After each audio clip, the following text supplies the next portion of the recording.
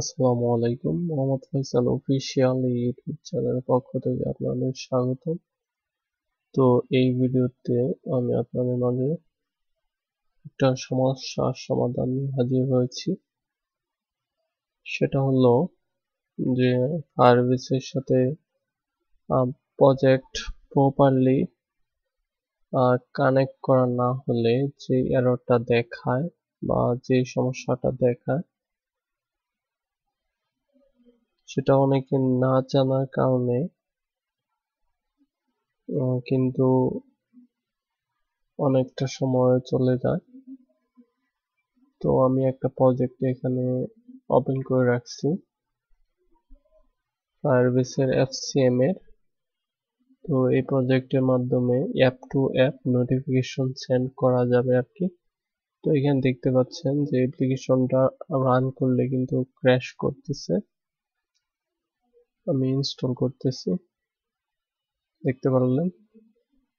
তো এই প্রজেক্টে কিন্তু কোনো প্রকার এরর দেখা যাচ্ছে না, কিন্তু অ্যাপ্লিকেশন কিন্তু ক্র্যাশ করতেছে।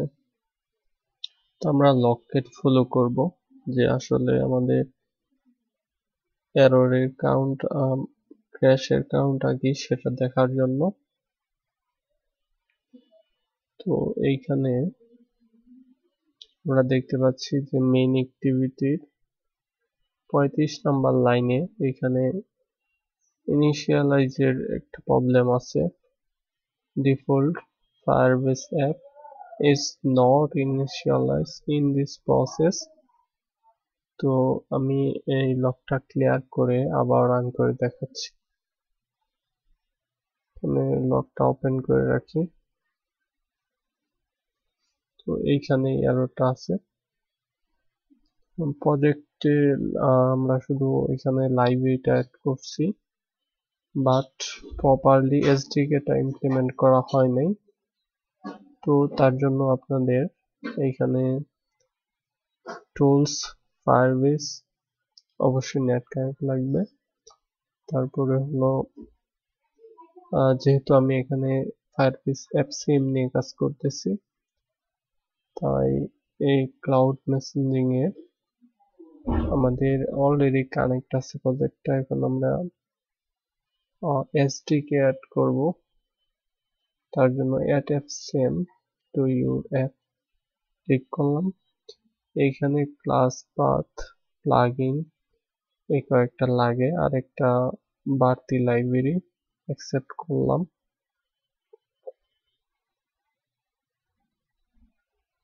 তো অবশ্যই একটু অপেক্ষা করতে হবে।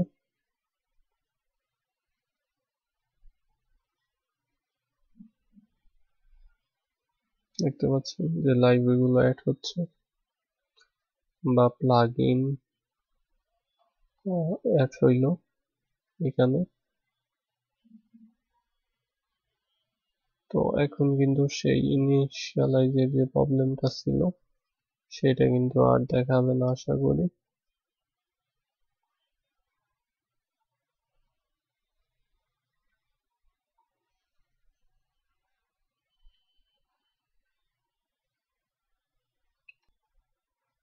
ওকে, আমরা এখানে গ্রিন দেখতে পাচ্ছি যে সাকসেসফুলি ভাবে আমাদের এসডিকেটা অ্যাড হয়েছে। তো এবার আমরা রান করি আবারও।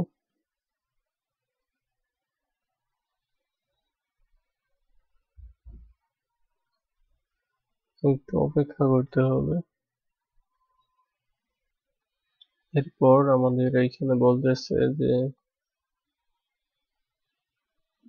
জেসনটা মিসিং, গুগল সার্ভিস যে জেসন সেটা। তো আমি অন্য একটা প্রজেক্টের জেসন এইখানে পেস্ট করে দিব। তো তার জন্য আমি এই প্রজেক্ট থেকে কপি করে নিচ্ছি, এইখানে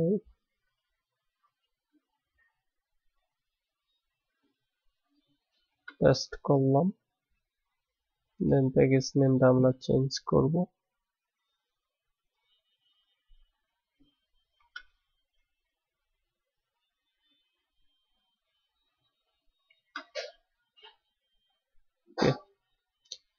এইবার আশা করি মিসিংটা দেখাবে না।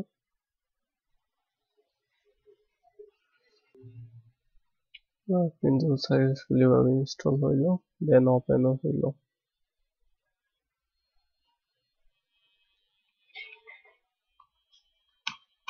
একটা ইউআরএল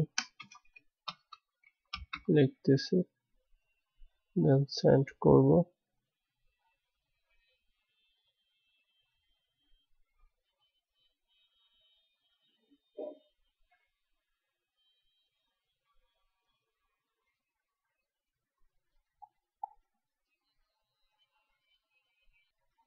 তো প্রজেক্টে একটু সমস্যা ছিল, এখন কিন্তু সেন্ড নোটিফিকেশন ক্লিক করলে আমরা দেখতে পারবো যে নোটিফিকেশনটা উপরে চলে আসতেছে এই অ্যাপ্লিকেশন থেকে অন্য আরেকটি অ্যাপ্লিকেশনে। তো নোটিফিকেশনের উপর ক্লিক করলে কিন্তু সেই ইউআরএলটা ওপেন হবে। তো এইখানে আমার সাইটটা তো অনেক ভারী সাইট, তাই একটু বেশি লোডিং নিচ্ছে। তাই গুগল দিয়ে আমি আপনাদের দেখাচ্ছি। এটা ক্লোজ করে দিলাম। ব্যাকগ্রাউন্ডে একটা অ্যাপ আছে আর একটা অনলি 4G। তো আমি এখানে google.com দিয়ে সেন্ড করলাম নোটিফিকেশন। দেখতে পাচ্ছেন যে নোটিফিকেশনটা আসলো। এখন যখন সেই নোটিফিকেশনের উপরে ক্লিক করব তখন কিন্তু সেই পেজটা ওপেন হবে। এখানে যে সাইটটা দেওয়া হচ্ছে,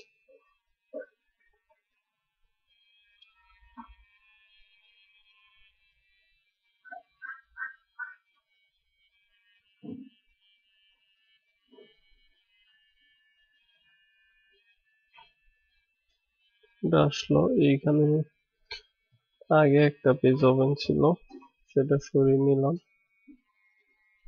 আর একটা বিষয় হলো যে এইখানে টাইটেল সেট করে দেওয়া যাইতো, যেটা আসবে সেটা যাতে নোটিফিকেশনে শো করে।